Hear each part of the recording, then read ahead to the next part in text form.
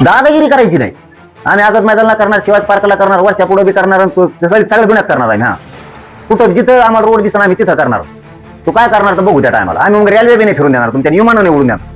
हा सगळं रेल्वे पट्ट्यावर उठून टाकीत असतो, मग आम्ही विमानतळ उठून टाकीत असतो. होऊ दिस तुला, तू माझंच उतरायचंच ना एकदा. आणि म्हणते मुंबईत येऊ नका, लाऊडस्पीकरत लावू नका आणि भाजी भाकरी करून खाऊ नका. मग काय खातू? दगड खातू कुठे समुद्रात टाकलेली? वाळू खातोय समुद्रात, काय खातू? मुंबईत मात्र येणार जर ठरलं ना, मुंबईत येणार वर्षावरच येणार. मग इथं बसू नका, तिथं बसू नका. काय तुमच्या बापाची पेंडे होय, इकडे येऊ नको. तुम्ही लोकांना वेटीच करून धरता रे. कशामुळे लोकांना तळपिता विनाकारण? आमचंच आरक्षण आमचंच रद्द करता. कशाला तळतळाट घेता लोकांचा? आणि मुंबईत येऊ नका. लोकांनी कसं झक मारायला मतदान केलं होय तुम्हाला? सत्ता काय आहे? सत्ता म्हणजे काय?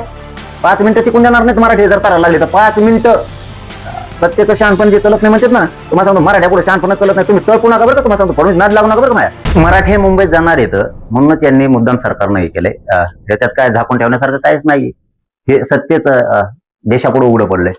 परंतु सरकार विरोधात रोष याच्याच मुळे जातो. याचं कारणच खरं आहे की लोकांनी यांना सत्तेवरती बसवलंय, मराठ्यांनी यांना सत्तेवरती बसवलंय आणि त्याच मराठ्यांना मुंबईत गोरगरिबांना येण्यापासून रोखणं म्हणजेच रोष वाढण्याचं कारण फक्त सरकार आहे.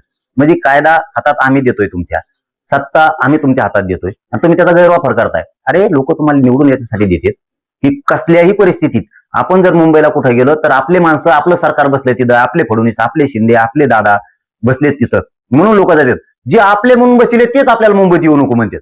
म्हणजे ही खूप मोठी दहशत झाली, ही दादागिरी झाली सरकारची आणि चालत नसती. आम्ही मोजीत नसतो आणि आम्ही ऐकत नसतो. कायद्याचा सन्मान करतो का आम्ही? तर हो आम्ही करतोय. आम्ही तुम्हाला अर्ज दिलाय परवानगीचा, तुम्ही परवानगी द्या नाही तर नका देऊ. याचा अर्थ नाही दिली तुम्ही तर कायद्याचा सन्मान तुम्हीच करत नाहीत. मी जात असतो, ठरलं आमचं मुंबईला यायचं, मी जाणार, रात्रंदिवस बसणार. तुम्ही काय शिजून देणार नाहीत का भाकरी खाऊन देणार नाहीत ते आम्ही बघणार आणि तुम्ही कसे मुंबईत आढळतो ते बी आम्ही बघतो. दादा विषय असा आहे की मुंबईतील वाहतुकीत अडथळा नको म्हणून हे नियम लागू केलेले आहे. अडथळा नको तर आमचे प्रश्न सोडवा. तुम्हाला प्रश्न सोडवायचे नाही, सत्तेत मराठ्यांकडून बसवायचं, गोरगरिबांचं वाटोळं पण करायचं. आणि अडथळ्यात काय संबंध आहे?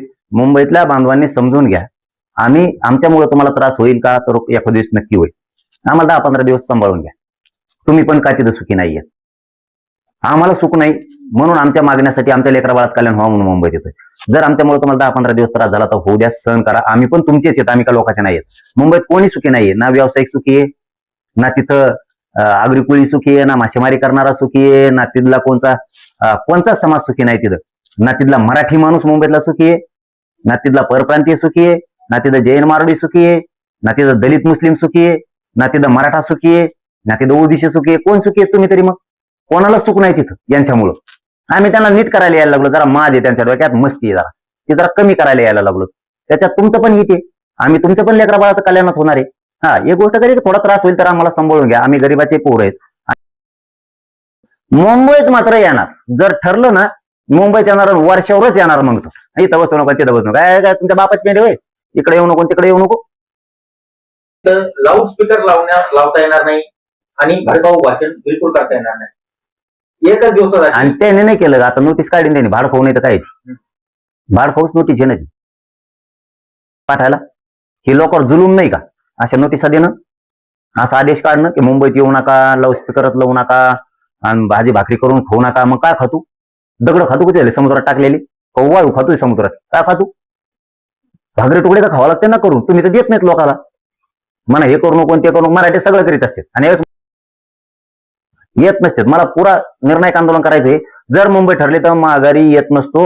आणि कसे आडव्यात तुम्ही एकदा आमच्यावर हल्ला केलेला आहे, रक्ताचा चिखल केलेला आहे, फडणवीस डबल नादात पडायचं नाही बरं का या.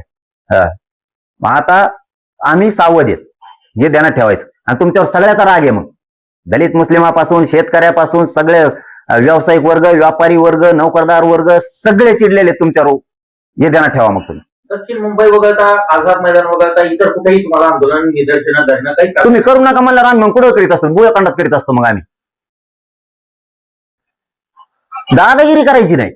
आम्ही आझाद मैदानाला करणार, शिवाजी पार्कला करणार, वर्षा पुढे बी करणार, सगळ्या गुन्ह्यात करणार आम्ही. हा कुठं जिथं आम्हाला रोड दिसणार आम्ही तिथं करणार. तू काय करणार तर बघू त्या टायमाला. आम्ही मग रेल्वे बी नाही फिरून देणार, तुमच्या विमानाने उडून देणार. हा सगळं रेल्वे पट्ट्यावर उठून टाकीत असतो, मग आम्ही विमानतळ उठून टाकीत असतो. होऊ दिस तुला, तू माझंच उतरायचंच ना एकदा. आम्ही सज्ज होणार आहेत. मग तुम्ही लोकांना वेटीच करून धरता रे. कशामुळे लोकांना तळपिता विनाकारण? आमचेच आरक्षण आमचंच रद्द करता. कशाला तळतळाट घेता लोकांचा आणि मुंबईत येऊ नका. लोकांनी कशाला झक मारायला मतदान केलं होतं तुम्हाला? तुम्ही आमचे इथं आपले आहेत म्हणून तुम्हाला तिथं बसवले. आम्हाला मुंबईत कधी अडचण आली तर तुम्ही आमच्या मराठ्यांच्या लेकरा बाळाच्या मदतीला येतात म्हणून तर तुम्ही दादागिरी करायला गुंडगिरी करायला लागलात, तिथं दहशत पसरायला लागलात. एवढं सोपं समजता का?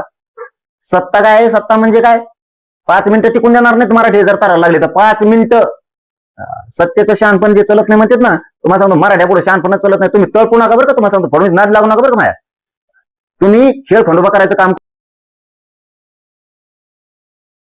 तुम्ही मुंबईत जाणार, तुमच्या सहकार्यांनी अर्ज केला म्हणून हे नियम लागू केलेत काय, असं तुम्हाला म्हणजे शंका आहे का तुमची? काय सांगा याची गरज आहे? त्यांना माहिती हे मराठीचे पोट्टे माझ्या संगत 80-90 लाख पोरं येणार त्यावेळी जर मुंबईत निघालं. 5 टप्प्यात आंदोलन करणार आहे जर मुंबईचं ठरलं तर. 5 ते 6 कोटी मराठा नंतरच्या टप्प्यात येणार.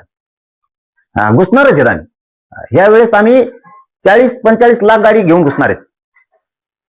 आणि आपण आकडा दिला ना तोच असतो पुन्हा. आणि 5 टप्प्यात तुम्हाला 6 करोड मराठा मुंबईत घुसलेला दिसत. यावेळेस भयानक नाराज आहेत. यांनी आमचं आरक्षण असून रद्द केले, आमचे प्रमाणपत्र रद्द केले, आमचे गॅजेट असून दिले. मराठ्याचे खरबडून जागे झालेत सगळे. काना कोपरा मराठ्यांचा. तुम्हाला जड जाईल. तुम्ही उगत तराला लागू नका आणि निरांकारण मराठ्यांवरती अन्याय करू नका. तुम्ही काही नियम काढणार आणि इकडे बसू नका आणि तिकडे बसू नका आणि यावं लावलं आणि त्यावं लावलं. इथं शानपणा चालवून देत नसतो आम्ही. तुम्ही गोडीत आमचे प्रश्न मार्गी काढा. आमचं जे हक्काचं आहे कायदेशीर आहे ते आम्हाला पुरं द्या.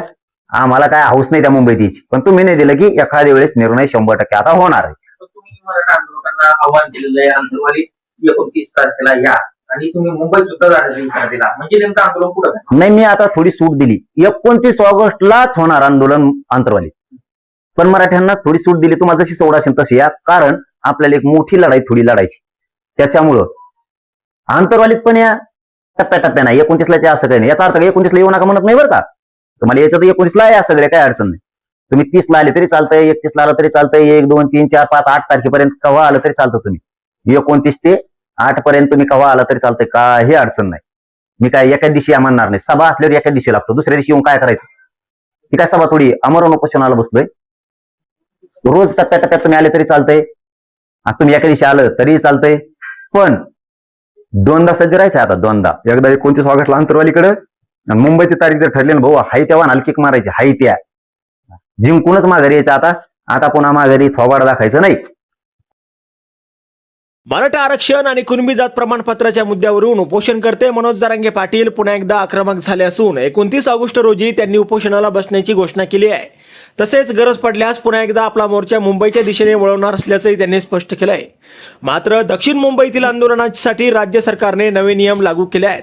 आझाद मैदानाव्यतिरिक्त दक्षिण मुंबईतील अन्य कोणत्याही ठिकाणी आंदोलन, धरणे किंवा मोर्चा काढण्यास मनाई केली आहे. मराठे मुंबईत जाणार आहे त्यामुळे मुद्दामून सरकारने हे केलं, यात झाकून ठेवण्यासारखं काहीच नाहीये असं म्हणत जरांगे पाटील यांनी सरकारला लक्ष्य केलंय. सरकार विरोधात जात आहे. लोकांनी त्यांना सत्तेवर बसवलंय. मराठ्यांनी त्यांना सत्तेवर बसवलंय. मात्र त्याच गोरगरीब मराठ्यांना मुंबईत येण्यापासून रोखणं म्हणजे विरोध वाढवण्याचं कारण फक्त सरकार आहे. कायदा तुमच्या हातात आम्ही देतोय, सत्ता आम्ही तुमच्या हातात देतोय आणि तुम्ही त्याचा गैरवापर करता. लोक यासाठी तुम्हाला निवडून देतात की आपण कसल्याही परिस्थितीत मुंबईला गेलो तरी आपलं सरकार तिथे आहे. आपले फडणवीस, आपले शिंदे, आपले दादा तिथे बसलेले आहेत. जे आपले म्हणून बसवले तेच मुंबईत येऊ नका म्हणतात. ही खूप मोठी दहशत झाली आहे. ही सरकारची दादागिरी झाली आहे. ही चालत नसते असंही जरांगे पाटील यांनी म्हटलंय. आमच्या पुढे दादागिरी करायची नाही. मग आम्ही मुंबईत सगळीकडे आंदोलन करत असतो. विरोध केला तर रेल्वे फिरू देणार नाही, तुमची विमानं उडू देणार नाहीत. आम्ही कोणालाही मोजत नसतो आणि ऐकतही नसतो. आम्ही कायद्याचा सन्मान करतो. आम्ही तुम्हाला परवानगीचा अर्ज दिलाय, तुम्ही परवानगी द्या नाहीतर देऊ नका. पण मी जात असतो. आमचं जायचं ठरलं तर मी जाणारच. रात्रंदिवस बसणार. तुम्ही काय करणार ते आम्ही बघणार. तुम्ही मुंबईत कसे अडवतात हे पण बघणार असं म्हणत मनोज जरांगेंनी मुंबईत आंदोलन करणारच अशी ठाम भूमिका मांडली आहे. तुम्हाला मुंबईत अडथळा नको तर आमचे प्रश्न सोडवा. तुम्हाला प्रश्न सोडवायचे नाही तर सत्तेतही बसायचं नाही. मुंबईतील बांधवांनी समजून घ्यावं. आमच्यामुळे तुम्हाला त्रास होईल का? एखाद्या वेळेस नक्की होईल. मात्र आम्हाला 10-15 दिवस सांभाळून घ्या. आम्ही तुमचेच आहोत, लोकांचे नाही. मुंबईत कोणीच सुखी नाहीये. आम्ही त्यांना नीट करायला लागलो. जर ठरलं तर मुंबईत येणार, वर्षावरच येणार. तुमच्या बापाचं पेंड आहे का? इकडे येऊ नका, तिकडे येऊ नका म्हणायला असं म्हणत जरांगे पाटलांनी सरकारवर जोरदार हल्लाबोल केलाय. तसेच अशा नोटिसा पाठवणं म्हणजे लोकांवर जुलूम नाही का, असा सवालही पाटलांनी विचारलाय. यावर तुम्हाला काय वाटतं? तुमचं मत कमेंट बॉक्समध्ये लिहायला अजिबात विसरू नका. व्हिडिओ आवडला असेल तर जास्तीत जास्त शेअर करा. आणि आतापर्यंत मराठी जनता, आपण आपल्या या चॅनलला सबस्क्राईब जर केलेलं नसेल तर चॅनलला सबस्क्राईब करा. धन्यवाद.